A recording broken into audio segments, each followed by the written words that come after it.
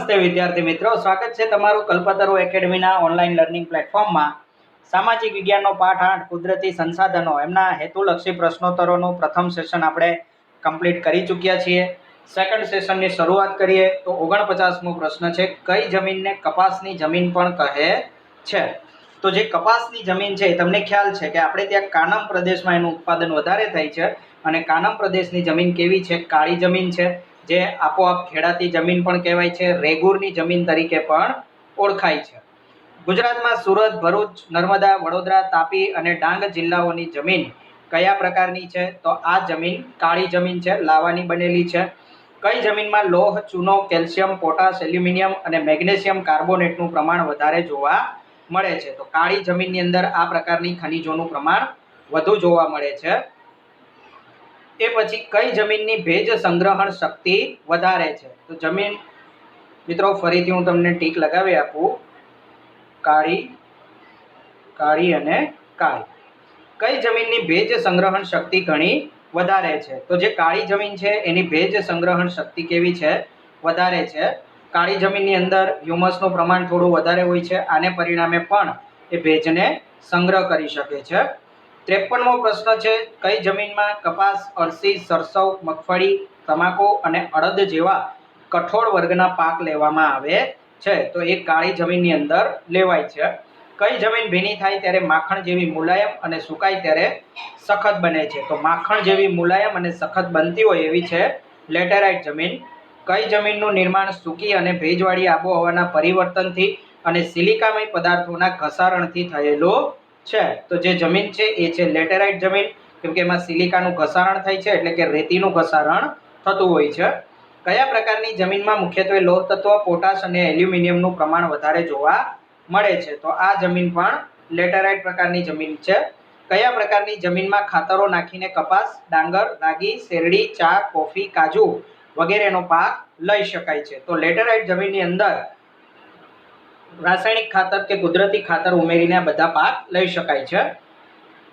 પડખાઉ જમીન એનું અન્ય નામ શું છે? તો પડખાઉ જમીન એટલે જ લેટેરાઇટ જમીન. કયા પ્રકારની જમીન સૂકી અને અર્ધ સૂકી પરિસ્થિતિમાં જોવા મળે છે? તો એ જમીન છે રણ પ્રકારની જમીન, કેમ કે મોટા ભાગે રેતીનું પ્રમાણ એમાં વધારે છે, એટલે આ જમીનમાં પાણીનો સંગ્રહ થઈ શકતો નથી, એટલે એ સૂકા પ્રકારની છે. અને કેટલીક જગ્યાએ જ્યાં પાણી મળી આવે છે તો એવી જગ્યાએ અર્ધ સૂકા પ્રકારની હોય છે.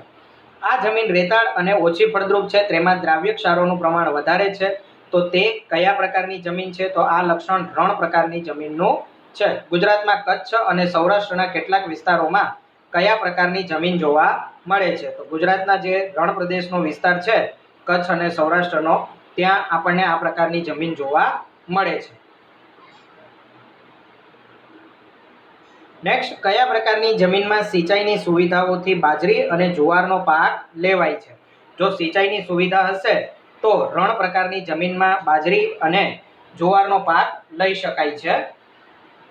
આ પ્રકારની જમીન હિમાલયની ખીણ અને ઢોળાવના ક્ષેત્રોમાં 2700 થી 3000 મીટરની ઊંચાઈ વડે જોવા મળે છે. તેનું સ્તર પાતળું અને અપરિપક્વ હોય છે. તો એ જમીન કઈ છે? સ્વાભાવિક છે પર્વતીય જમીન, કારણ કે હિમાલયના ઢોળાવની તમને વાત કરેલી છે અને હિમાલય એ આપણો પર્વત છે, એટલે પર્વતીય જમીન ત્યાં જોવા મળશે. કયા પ્રકારની જમીનમાં દેવદાર, ચીડ અને પાઇનના વૃક્ષો જોવા મળે છે?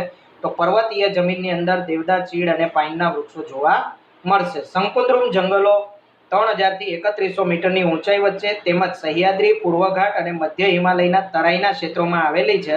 તો એ કયા પ્રકારની જમીનમાં આપણને જોવા મળે? તો જે શંકુદ્રુમ જંગલ, ઓકે, જંગલને આધારે તમારી એ જમીન જંગલ પ્રકારની જમીન થશે. ઉપરાંત આપણી જે સહ્યાદ્રી ગિરિમાળા છે અને પૂર્વઘાટ, જે ભારતના દ્વીપકલ્પીય ઉચ્ચ પ્રદેશના પૂર્વ કિનારા પર આવેલો છે, એ પૂર્વઘાટ તથા મધ્ય હિમાલયના જે તરાઈના ક્ષેત્રો છે ત્યાં આ જે શંકુદ્રુમ જંગલો છે એ જોવા મળે છે, એટલે ત્યાંની જમીન જંગલ પ્રકારની જમીન છે.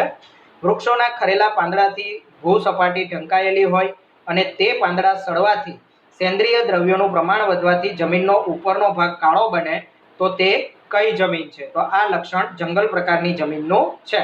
વનસ્પતિ દ્રવ્યો અને જે પક્ષીઓ, પશુઓ તેમાં વિચરણ કરતા હોય છે, તો એમના મળમૂત્ર વગેરે સાથે મળી અને ઉપરનું હ્યુમસનું સ્તર તૈયાર કરતા હોય છે, જે સેન્દ્રિય પ્રમાણે ભરપૂર હોય છે.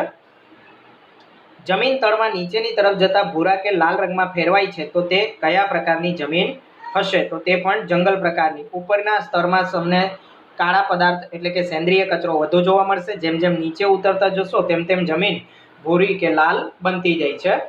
કયા પ્રકારની જમીન ભેજવાળા વિસ્તારમાં જૈવિક પદાર્થોના સંચયથી વિકસે છે? તો ભેજવાળું વાતાવરણ હોય અને જૈવિક પદાર્થોનો સંચય થતો હોય તો એ જમીન દલદલ પ્રકારની બનશે, એટલે કે કીચડવાળી જમીન બનશે.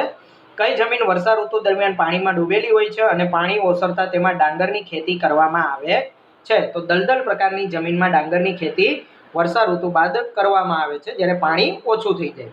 કયા પ્રકારની જમીનમાં જૈવિક પદાર્થો અને ક્ષારનું પ્રમાણ તેમજ ફોસ્ફેટ અને પોટાશનું પ્રમાણ અલ્પ હોય છે? તો દલદલ પ્રકારની જમીનમાં એનું પ્રમાણ અલ્પ હોય છે.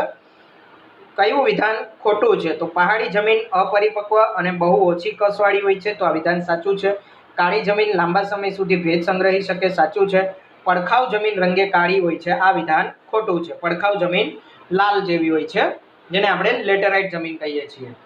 કયું વિધાન ખોટું છે? તો અહીં પણ તમારે વિધાનો ચકાસવાના છે કે કાળી જમીન દ્વીપકલ્પીય ઉચ્ચ પ્રદેશની ભેટ છે, સાચું છે, કારણ કે લાવાની બનેલી છે અને દ્વીપકલ્પીય ઉચ્ચ પ્રદેશ સંપૂર્ણપણે લાવાનો બનેલો છે. પડખાવ જમીનની લાલ રેતીના પથ્થરમાં લોહ અને એલ્યુમિનિયમ તત્વો હોય છે, આ બાબત પણ સાચી છે. રાતી જમીનમાં ચૂનો, મેગ્નેશિયમ, ફોસ્ફેટ, નાઇટ્રોજન અને પોટાશની ઉણપ હોય છે, તો આ જમીન પણ સાચી છે. અને કાપની જમીન રેગુર જમીન કહેવાય છે, તો આ વિધાન ખોટું છે. જે કાળી જમીન છે એ કાળી જમીનને રેગુર જમીન તરીકે ઓળખવામાં આવે છે. નેક્સ્ટ છે જમીનના ધોવાણ માટે નીચેના પૈકી કયું પરિબળ જવાબદાર ન ગણી શકાય? એ મીન્સ જેના વડે જમીનનું ધોવાણ થતું નથી. તો વન્ય પ્રાણી જીવો વડે જમીનનું ધોવાણ નથી થતું. વહેતું જળ, પવન અને પશુઓના ચરણને કારણે જમીનનું ધોવાણ થાય છે, પરંતુ વન્ય પ્રાણી જીવનને કારણે ધોવાણ થતું નથી. માનવ નિર્મિત સંસાધન નથી. કયું માનવ નિર્મિત નથી? તો ખનિજો એ માનવ નિર્મિત નથી, આપણને કુદરતી સ્વરૂપે મળી આવે છે. અને માનવ દ્વારા થતા સંસાધનના વ્યવસ્થાપન એને શું કહેવાય છે? તો એને સંરક્ષણ તરીકે ઓળખવામાં આવે છે. મિત્રો, આ ઉપરાંત પાઠ નંબર 5 એમના વિડીયો પણ આપણી ચેનલ પર અપલોડ થઈ ચૂક્યા છે અને ટૂંક સમયમાં જ આ મહિનાના અંત સુધીમાં સામાજિક વિજ્ઞાનનો સંપૂર્ણ અભ્યાસક્રમ પૂરો થવા જઈ રહ્યો છે. તો જે મિત્રો સારી એવી ટકાવારી લાવવા માંગે છે એ દરેકે દરેક વિડીયોને સંપૂર્ણપણે જોઈ કાઢે, જેથી કરીને એમની તૈયારીમાં 80% જેટલી તૈયારી પરિપૂર્ણ થઈ જશે. હવે જોડકાઓ જોઈએ તો ઓક્સિજન, નાઇટ્રોજન આ બંને શું છે? તો કે સર્વ સુલભ સંસાધન છે, કારણ કે સરળતાથી આપણને પ્રાપ્ત થાય છે. ભૂમિ, જળ, ગૌચર એ શું છે? તો કે એ સામાન્ય સુલભ સાધનો છે. કોલસો, પેટ્રોલ, તાંબુ આ શું છે? તો કે વિરલ સંસાધનો છે, અમુક જગ્યાએથી મળી આવે છે. અને ક્રાયોલાઇટ એ શું છે? તો કે ક્રાયોલાઇટ એકલ સંસાધન છે, વિશ્વભરમાં માત્ર એક જ જગ્યાએથી આપણને મળી આવે છે, એક કે બે જગ્યાએથી મળી આવે છે. એ પછી ઓકે મિત્રો, એમનો જવાબ તમારો થશે 1E, 2D, 3A અને 4B. એ પછી કાપની જમીન. તો કાપની જમીન ક્યાં જોવા મળે છે? તો કે ઉત્તર ભારતનું જે મેદાન છે એ કાપની જમીનનું બનેલું છે, જ્યાં ગંગા અને યમુનાના પ્રવાહ વહી રહ્યા છે. એ પછી છે રાતી અથવા લાલ જમીન. તો જે દક્ષિણનો દ્વીપકલ્પીય પ્રદેશ છે એ રાતી અથવા લાલ જમીનનો છે. એ પછી કાળી જમીન ક્યાં જોવા મળે છે? તો કે સમગ્ર મહારાષ્ટ્ર અને પશ્ચિમી મધ્યપ્રદેશમાં. લેટેરાઇટ જમીન ક્યાં જોવા મળે છે? તો ભારતીય દ્વીપકલ્પીય ઉચ્ચ પ્રદેશોના ઊંચાણવાળા ભાગમાં એ જોવા મળે છે. તો તમારો જવાબ શું થશે? 1D, 2A, 3E અને 4B. ત્યારબાદ રણ પ્રકારની જમીન. તો રણ પ્રકારની જમીન ક્યાં જોવા મળશે? સ્વાભાવિક છે, રણ છે એટલે તમારું રાજસ્થાન, હરિયાણા અને કચ્છ આવશે. હરિયાણા તથા પંજાબમાં પણ થોડા ઘણા અંશે રણ પ્રકારની જમીન જોવા મળે છે. પર્વતીય જમીન ક્યાં જોવા મળશે? તો પર્વતીય જમીન જે છે એ આપણને હિમાલયની ખીણ અને ઢોળાવના ક્ષેત્રોમાં જોવા મળે છે, એટલે બે સાથે ઈ આવશે. જંગલ પ્રકારની જમીન ક્યાં જોવા મળે છે? તો જંગલ પ્રકારની જમીન હિમાલય તથા સહ્યાદ્રી અને પૂર્વ ઘાટમાં.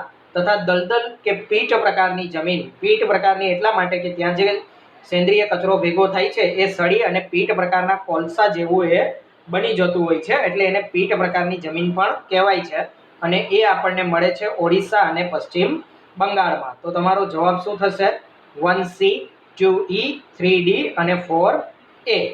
મિત્રો આ ઉપરાંત સામાજિક વિજ્ઞાનની અંદર ધોરણ 18મું ચેપ્ટર, 10મું ચેપ્ટર અને વિજ્ઞાનની અંદર પાઠ 12 વિદ્યુતનું ચેપ્ટર પણ આપણે ઓલરેડી અપલોડ કરી દીધું છે, તો એ વિડીયોને પણ જોવાનું ચૂકતા નહીં. હવે ખરા ખોટા જોઈએ આપણે તો માનવીની ખોરાકની જરૂરિયાત વિવિધ સંસાધનોમાંથી જ પૂરી થાય છે. તો વાત સાચી છે કે ખોટી? તો કે સાચી છે. કારણ તો કે ખોરાક માટે આપણે શેના પર આધાર રાખીએ છીએ? વનસ્પતિ અને પ્રાણીઓ ઉપર. આ ઉપરાંત કૃષિ, તેના ઉપર પણ આપણે આધાર રાખીએ છીએ. તો એ આપણું જમીન સંસાધન થયું. આમ એન કેન પ્રકારે અન્ય સંસાધનો ઉપર આપણે આધાર રાખવો પડે છે. લશ્કર એ આંતરરાષ્ટ્રીય સંસાધન છે. ખોટું છે. કોઈ પણ દેશની સંપત્તિ છે, આંતરરાષ્ટ્રીય નથી. આંતરરાષ્ટ્રીય વેપાર એ વૈશ્વિક સંસાધન છે. આ બાબત પણ ખોટી છે. જે તે દેશનો એ આંતરરાષ્ટ્રીય વેપાર હોય છે. ઓક્સિજન અને નાઇટ્રોજન વાયુ સર્વસુલભ સંસાધન છે. સાચી વાત છે. સરળતાથી પ્રાપ્ત થાય છે. ભૂમિ, જળ, ગોચર એ વિરલ સંસાધન છે. ખોટી વાત છે. એ સરળતાથી પ્રાપ્ય છે. ક્રાયોલાઇટ ખનિજ એકલ સંસાધન છે. આ બાબત સાચી છે. ખૂબ જ ઓછી જગ્યાએથી મળી આવે છે. કોલસો, પેટ્રોલિયમ, તાંબુ, સોનું, યુરેનિયમ વગેરે ખનિજો એ સામાન્ય સુલભ સંસાધનો છે. તો આ બાબત ખોટી છે. થોડી મુશ્કેલ છે એ પ્રાપ્ત કરવી. જંગલો, સૂર્યપ્રકાશ, પશુ પક્ષી વગેરે અનવીનીકરણીય સંસાધનો છે. આ બાબત ખોટી છે. સૂર્યપ્રકાશ રોજે રોજ આપણને મળે છે, જ્યારે પશુ પક્ષીઓ વગેરેનું જો સંવર્ધન કરવામાં આવે તો એની સંખ્યામાં સારો એવો વધારો નોંધી શકાય. ખનિજ, કોલસો, પેટ્રોલિયમ, કુદરતી વાયુ વગેરે નવીનીકરણીય સંસાધનો છે. બાબત ખોટી છે. એકવાર ઉપયોગ થઈ જાય પછી એ ફરીથી પ્રાપ્ત થતા નથી. માનવીની જરૂરિયાતો અમર્યાદિત છે. બાબત ખરી છે. જમીન એટલે સેન્દ્રિય પદાર્થ યુક્ત ઝીણા કણોવાળો ખડક પદાર્થ. જમીન કોને કહેવાશે? તો કે સેન્દ્રિય પદાર્થ યુક્ત ઝીણા કણવાળો કઠણ પદાર્થ. કઠણ હોય એને જમીન ના કહેવાય, એમને ખડક જ કહેવાશે. તો આ બાબત ખોટી છે. 12મું વિધાન છે, ભારતીય કૃષિ સંશોધન પરિષદે ભારતની જમીનને 8 પ્રકારમાં વહેંચી છે. સાચી વાત છે. કાંપની જમીન ભારતના કુલ ક્ષેત્રફળના લગભગ 51% ક્ષેત્રફળમાં ફેલાયેલી છે. આ બાબત ખોટી છે. કાંપની જમીનમાં પોટાશ, ફોસ્ફોરિક એસિડ અને ચૂનાનું પ્રમાણ વધારે હોય છે. બાબત ખરી છે. રાતી અથવા લાલ જમીન ભારતના કુલ ક્ષેત્રફળના લગભગ 19% વિસ્તારમાં ફેલાયેલી છે. તો આ બાબત ખરી છે. રાતી અથવા લાલ જમીનમાં મેગ્નેશિયમ, ફોસ્ફરસ, નાઇટ્રોજન અને પોટાશનું પ્રમાણ વધુ છે. તો આ બાબત ખોટી છે. રાતી જમીનમાં આ ઘટકો ઓછા હોય છે. કાળી જમીન ભારતના કુલ ક્ષેત્રફળના લગભગ 21% વિસ્તારમાં ફેલાયેલી છે. બાબત ખોટી છે. કાળી જમીનનો ઉદ્ભવ દખ્ખણના લાવાના પથરાવાથી થયો છે. તો વાત ખરી છે. કાળી જમીનમાં લોહ, ચૂનો, પોટાશ, એલ્યુમિનિયમ અને મેગ્નેશિયમ કાર્બોનેટનું પ્રમાણ વધારે હોય છે. તો આ બાબત ખરી છે.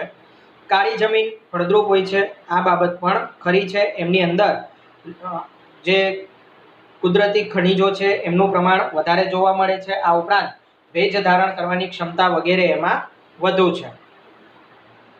તો મિત્રો અહીં આપણો સેશન પૂરો કરીએ છીએ. નેક્સ્ટ સેશનની અંદર વન લાઇનર ક્વેશ્ચનો તથા ખાલી જગ્યાઓ એમના વિશે આપણે ચર્ચા કરીશું.